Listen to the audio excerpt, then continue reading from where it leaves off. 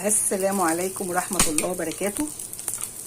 النهاردة نعمل مع بعض أكلة من بتاعة الزمن الجميل بقى اللي أهالينا كانوا بيعملوها زمان، ما حدش بيعملها دلوقتي، بس أنا بصراحة اشتقت لها. لو إني ما كنتش بحبها زمان لكن دلوقتي بقيت بحبها. إحنا هنعمل دلوقتي طريقة أكل شعبية بس جميلة أوي. هنقطع بصلاية وحاطين مكعب توم مفروم معانا، وهننزل بالبصل الأول.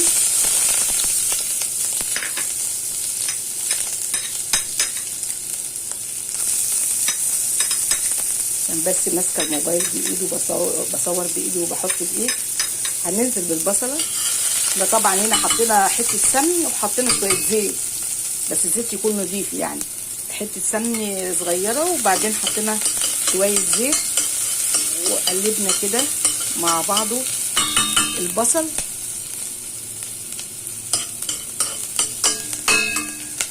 هنعمل النهارده اكله هتعجبكم جدا وهتفكركم بايام زمان.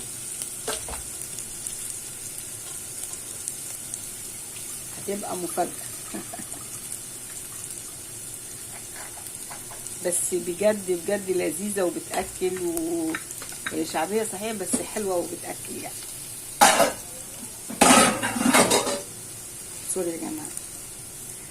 هنفضل بقى كده نقلبها كده ما تتحمر شوية صغيرة كده، نص ونص يعني، ما تبقاش لا متحمرة أوي ولا مش ولا نية أوي.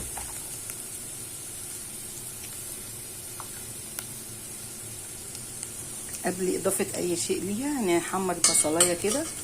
قلنا بحته سمن شويه زيت، يكون زيت يعني حلو بتاع الاكل مش قليه.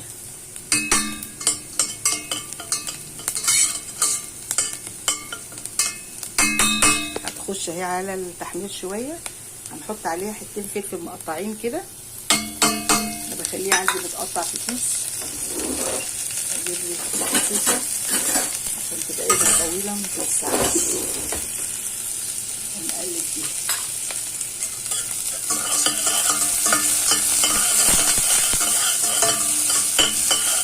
حطينا قرنين الفلفل، حته الفلفل اللي انا مقطعاها دي. ممكن بقى فلفل رومي، ممكن فلفل حامي، حسب ما انتوا بتحبوا، حامي ولا مش حامي، فيعني هتبقى كده. وهنروح حاطين معاها حته الثوم صغيره كده عشان انا مش عامله كميه كبيره يعني. وكده نكسر الثوم معاها كده وبرده تحمريها كده.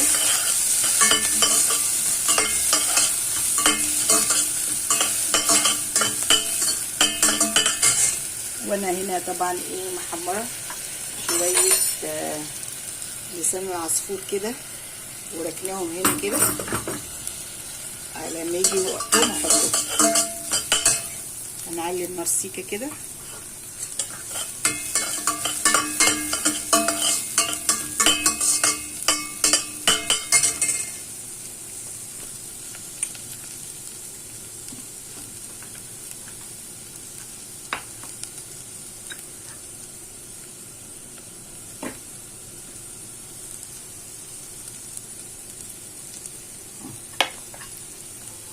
واجيب يعني حبه كزبره معقولين كده، كزبره ناشفه مطحونه، بس انا طحناها في البيت يعني عشان ما تبقاش مثلا مش حلوه ولا عاملينها مش نضيفه يعني. انا طحناها في البيت، منقياها وطحناها في البيت.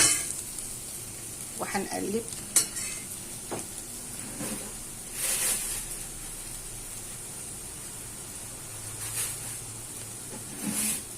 بس الايد سخنت شويه. هقلب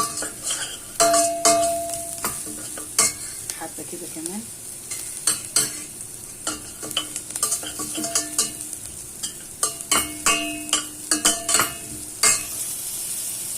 لحد ما الثوم ريحته تطلع هو الكزبره وياخد تشويحه كده حلوه. هروح نازله بمعجون الطماطم. بصوا اهو طماطم تقيله، نازله بمعجون الطماطم.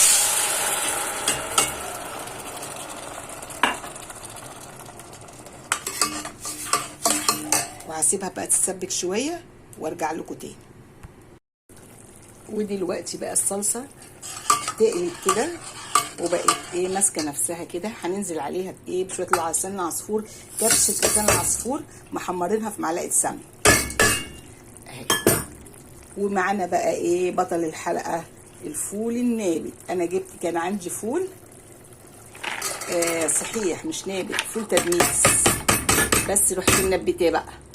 يعني ايه، لقيته مش عايزه اعمله فول تدميس، رحت منبتاه، حطيته 3 ايام في الميه، وبعد تالت يوم رحت حاطاه في المصفى، مغطياه بقطعه قماش خفيفه كده مبلوله ميه، ورحت ايه، ورحت متنبت بقى، وطلع له كده بتاعته دي اللي بتطلع دي، الحرف الطويله دي بتطلع دي. وبعد كده حطيته بقى ايه في الميه شويه تاني، ورحت بقى ايه عامله له ايه مفصصاه، ورحت قلت ايه نفسي انا ناكل بيه الطريقه دي.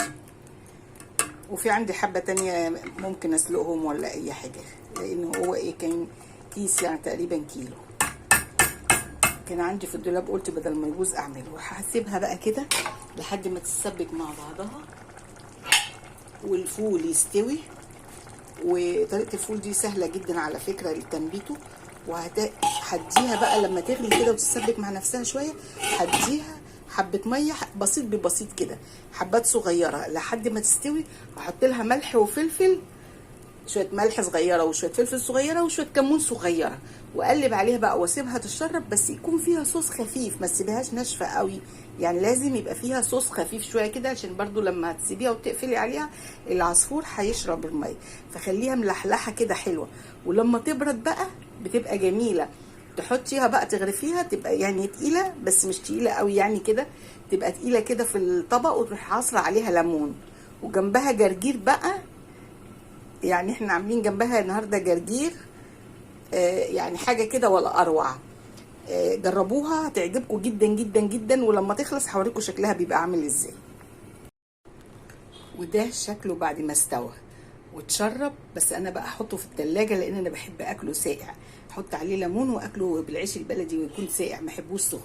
وادي اللي في الحله منظره ما شاء الله تحفه، جميل جدا. جربوه صدقوني مش هتندموا، طعمه جميل جدا. واللسان العصفور اهو باين فيه اهو، شايفينه لسان العصفور، بس ما تكتروش لسان العصفور، يعني هم حبه صغيرين. وتقطعي قرن فلفل كده مع الطماطم، بيبقى طعمه خطير خطير خطير. بس حطوه في التلاجة يبرد شويه، وتعصروا عليه ليمون، وبألف هنا وشفا. ما تنسونيش بقى في اللايك والشير، واشكركم والى اللقاء. ويا ريت لو حد يعرفه قبل كده يبقى يقول لي لا عارفين ولا مش عارفين. والسلام عليكم ورحمه الله.